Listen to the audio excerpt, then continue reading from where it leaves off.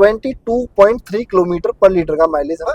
तो 19.3 किलोमीटर पर लीटर का माइलेज बूट स्पेस ऑफर करती है वो 311। देखो टाटा की पंच देती है 193 का ग्राउंड क्लियरेंस। सबसे पहला सेफ्टी पॉइंट तो उसका ये है, जरा सा भी स्किप मत करो, बहुत इंपॉर्टेंट होने वाला है। देखो मारुति के अंदर आपको 1197 सीसी, मारुति की बलिनो, टोयोटा की ग्लेंजा, टाटा की अल्ट्रोज, होंडा की i20 और टाटा की पंच, इन 5 गाड़ियों के बारे में आज डिटेल कंपैरिजन करेंगे कि 2026 के अंदर अगर हम इन गाड़ियों को देखते हैं तो कौन सी गाड़ी हमारे लिए बेस्ट होने वाली है। और इनका जो एक्स शोरूम कॉस्ट करेगा दोस्तों वो 6 लाख से 6.5 लाख के अंदर ही करेगा। तो एक बेस्ट गाड़ी इनमें से हम निकालते हैं ताकि हमारा पैसा अच्छी जगह इन्वेस्ट हो जाए और हमें बाद में पछताना ना पड़े कि भाई काश मैं वो गाड़ी ले लेता। ठीक है, तो डिटेल रिव्यू करने वाले हैं, पूरी वीडियो को एंड तक देखना, न जाने कौन से पॉइंट पे आपके मन की और आपके दिल की बात सेटिस्फाई हो जाए और आप उस गाड़ी को चूज कर लो। नमस्कार दोस्तों, सबसे पहले हम ये देखेंगे कि इन गाड़ियों का एक्स शोरूम कॉस्ट क्या है और कौन सी गाड़ी सबसे सस्ती है और कौन सी गाड़ी मीडियम में आ जाती है।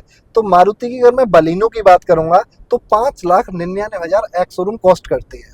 यहीं पे मैं ग्लेंजा की बात करूंगा, टोयोटा की ग्लेंजा की, तो 6,40,000 रुपये बेस मॉडल उसका कॉस्ट करता है। टाटा की अल्ट्रोज की बात करूंगा तो 6,30,000 के अप्रोक्स है। होंडे की i20 की मैं बात करूंगा तो 6 लाख रुपए का एक्स शोरूम कॉस्ट करेगी। और यहीं पे मैं टाटा की पंच की बात करूंगा तो 5,65,000 रुपए एक्स शोरूम कॉस्ट करेगी। दोस्तों बात यह है कि अगर मेरा बजट टाइट है और इन्हीं गाड़ियों में से मुझे चूज करना है तो प्राइस के मामले में पंच सबसे आगे चली जाती है, जो कि 5,65,000 रुपए से शुरू हो जाती है। प्राइस तो पंच का कम हो गया, लेकिन माइलेज का क्या, अब देख लेते हैं कि माइलेज में कौन सी गाड़ी हमें बेस्ट माइलेज देगी। अब यहाँ पे हमारी प्रायोरिटी प्राइस है तो प्राइस पे तो पंच आगे चली गई, लेकिन यहाँ पे अगर हमारी प्रायोरिटी माइलेज पर जाएगी तब हम देखते हैं हमारे पास कौन सा ऑप्शन बेस्ट है। मारुति सुजुकी बलिनो 22.3 किलोमीटर पर लीटर का माइलेज हमें दे देती है। यहीं पे मैं ग्लेंजा की बात करूंगा तो सेम एज बलिनो की तरह 22.3 किलोमीटर प्रति लीटर का माइलेज हमें दे देती है। यहीं पे मैं टाटा की अल्ट्रोज की बात करूंगा तो 19.3 किलोमीटर पर लीटर का माइलेज हमें ऑफर कर देती है। और होंडा की i20 की अगर मैं बात करूंगा तो 21 किलोमीटर प्रति लीटर का माइलेज हमें ऑफर कर देती है। और यहाँ पे मैं पंच की बात करूंगा जिसका प्राइस सबसे कम था, वो हमें माइलेज देती है 20 किलोमीटर प्रति लीटर का। तो दोस्तों यहाँ पे पंच प्राइस में तो जीत जाती है लेकिन माइलेज में हार जाती है। लेकिन यहाँ पे माइलेज में कौन सी गाड़ी जीत जाती है, बलिनो जीत जाती है और ग्लेंजा जीत जाती है। अब हमें ये देखना है कि माइलेज हमारी प्रायोरिटी है तो हम पंच को निकाल देंगे और हमारे जो टक्कर में आएगी वो बलिनो आ जाएगी और ग्लेंजा आ जाएगी, है ना। और अगर आपका माइलेज इशू नहीं है, आपकी ड्राइव बहुत कम है, तो पंच स्टिल अभी इसमें क्या रही, कंपटीशन में रहने वाली है। दूसरा, क्योंकि हम पेट्रोल गाड़ी को चूज कर रहे हैं दोस्तों, तो कहीं ना कहीं हम इसलिए भी चूज कर रहे हैं, इतने महंगाई के जमाने में हम सीएनजी को नहीं ले रहे हैं, तो समवेयर हम कहाँ कनेक्ट कर पा रहे हैं कि भाई हमें बूट स्पेस भी चाहिए। अगर बूट स्पेस चाहिए तो कौन सी गाड़ी ऐसी है जो हमें अच्छा बूट स्पेस देगी। अब बूट का भी कंपैरिजन करते हैं वन बाय वन इसी तरीके से। बात करूं अगर मैं होंडा की i20 की, तो वो मुझे जो बूट स्पेस ऑफर करती है वो 311 लीटर का बूट स्पेस ऑफर करती है।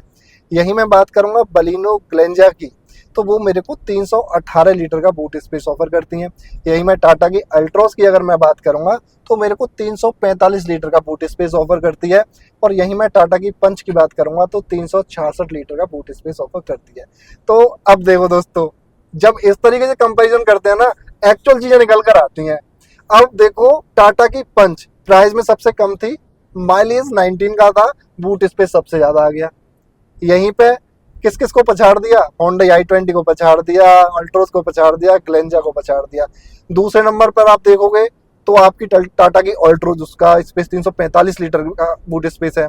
यहीं पे बलिनो और ग्लेंजा 318 और होंडा i20 सबसे कम बूट स्पेस पर होने वाली है। तो हमने 3 चीजों में गाड़ियों को अब तक कंपेयर किया। प्राइस पे पंच सबसे आगे चली गई, दूसरा माइलेज में बलिनो और ग्लेंजा सबसे आगे चली गई, और बूट स्पेस पर फिर से पंच सबसे आगे चली जाती है। अब अगला कंपैरिजन करते हैं और देखते हैं कि कौन सी गाड़ी फिर से टॉप पे या बॉटम पे रहती है, और उसी के अकॉर्डिंग आपको डिसीजन लेना है चीज़ों का, क्योंकि अभी हमारे पास बहुत सारा कंपैरिजन होने वाला है।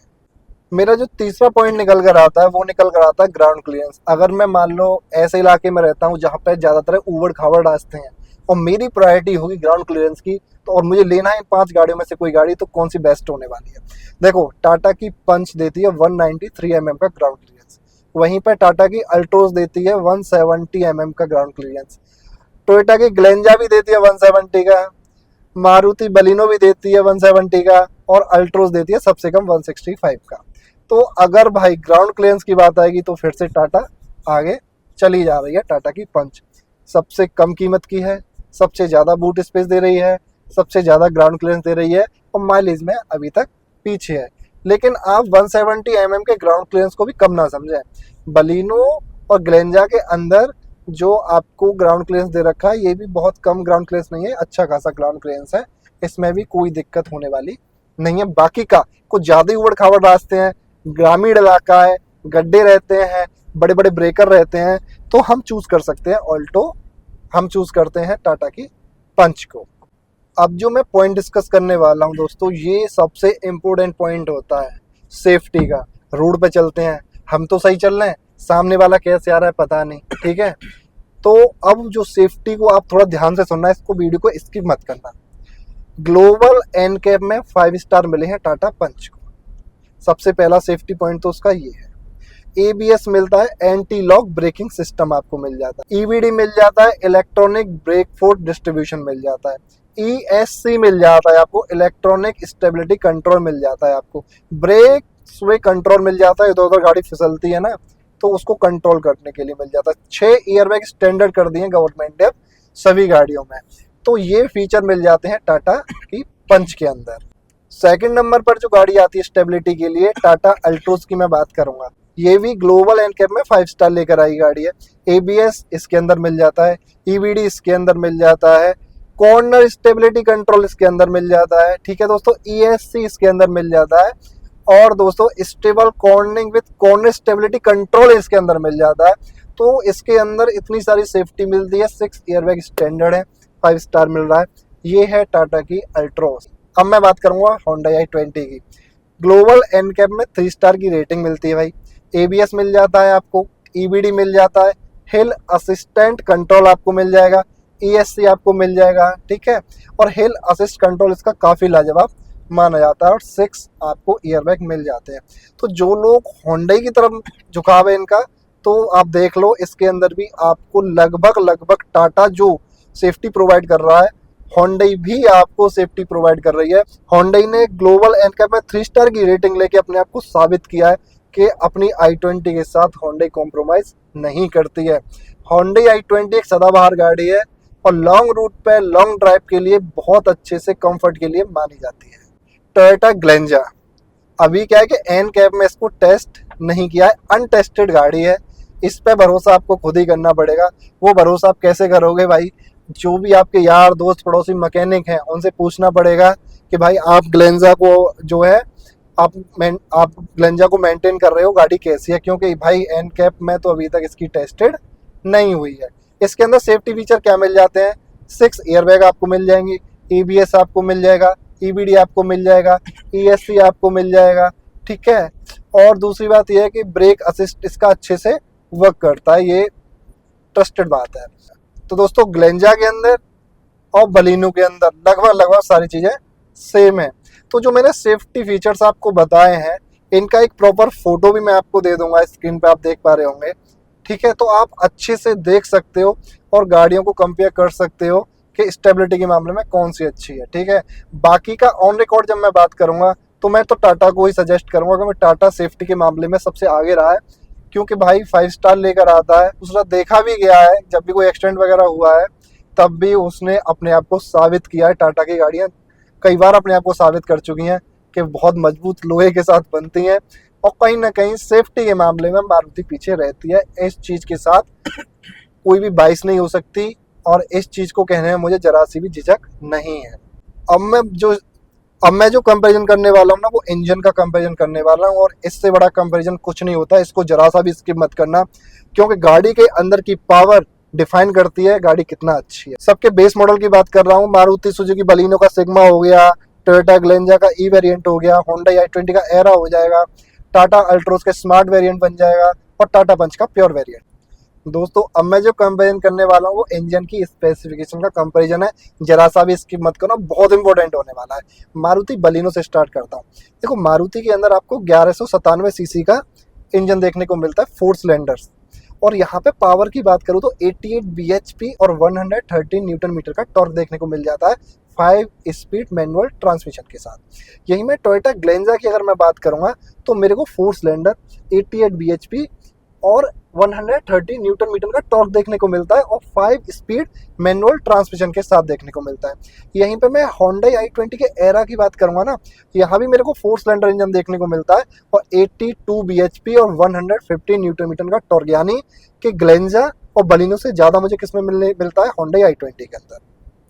अगर मैं अल्ट्रोस की बात करूंगा दोस्तों तो मुझे 1197 यानी 119 सीसी का इंजन देखने को मिलता है, 3 सिलेंडर इंजन है और 87 bhp की पावर और 115 न्यूटन मीटर का टॉर्क देखने को मिलता है और 5 स्पीड मैनुअल ट्रांसमिशन के साथ सारी गाड़ियां मेरे को देखने को मिलती हैं। और यहीं मैं टाटा पंच की बात करूंगा तो वह यहीं भी 1199 सीसी का इंजन, 3 सिलेंडर इंजन, 87 bhp की पावर और 150 न्यूटन मीटर का टॉर्क मेरे को देखने को मिलता है और 5 स्पीड मैनुअल ट्रांसमिशन के साथ मेरे को गाड़ी मिलती है। ये हो गया इंजन की स्पेसिफिकेशन, ठीक है।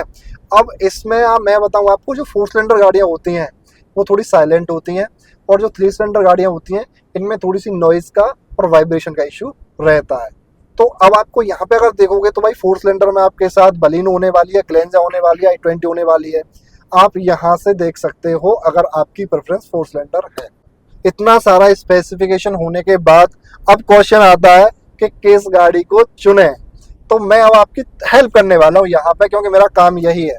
देखो, बलेनो की रीसेल वैल्यू अच्छी है और माइलेज अच्छा है, बेहतरीन रीसेल वैल्यू है, जबरदस्त माइलेज और बड़ा कैबिन स्पेस है। अगर आपकी प्रेफरेंस ये है तो आप बलेनो के साथ चले जाओ।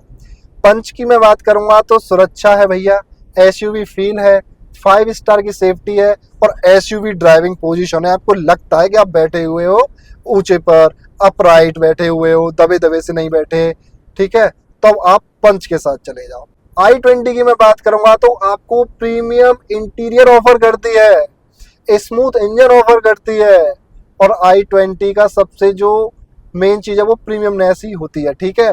तो अगर प्रीमियम चीज़ें चाहिए तो i20 के साथ चले जाओ। अल्ट्रोस की बात करूंगा तो मजबूती मिलेगी आपको, बूट स्पेस मिलेगा आपको, मजबूत बॉडी सेल मिलेगा, बड़ा बूट स्पेस आपको मिलेगा, तो आप अल्ट्रोस के साथ चले जाओ। यहीं मैं टोयोटा की बात करूं तो भैया टोयोटा की सर्विस बहुत अच्छी है। अगर मैं बात करूंगा बलिनो की और ग्लेंजा की तो ग्लेंजा के साथ चले जाना, आपको एक्सटेंडेड वारंटी अच्छी मिल जाती है, आपको सर्विस अच्छी मिल जाती है, गाड़ी आपको प्रीमियम मिल जाती है, सेफ्टी आपको अच्छी मिल जाती है और माइलेज वगैरह तो सब बलिनो जैसे मिल ही जाते हैं।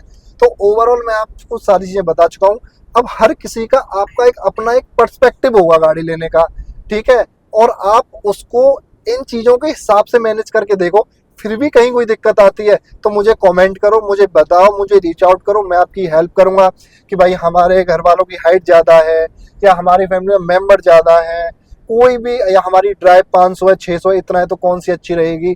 किसी भी तरीके की कोई भी दिक्कत है, मैं आपके लिए बैठा हूँ, 24/7 आवर्स बैठा हूँ। आप मेरे को रीच आउट करो, कमेंट करो, आपके कमेंट का जवाब दूंगा। और आपको ऐसे ही कंपेरिजन चाहिए, किसी और गाड़ी का कंपेरिजन चाहिए, मुझे को रीच आउट करो।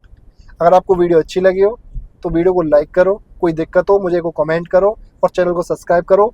थैंक यू सो मच, नमस्कार।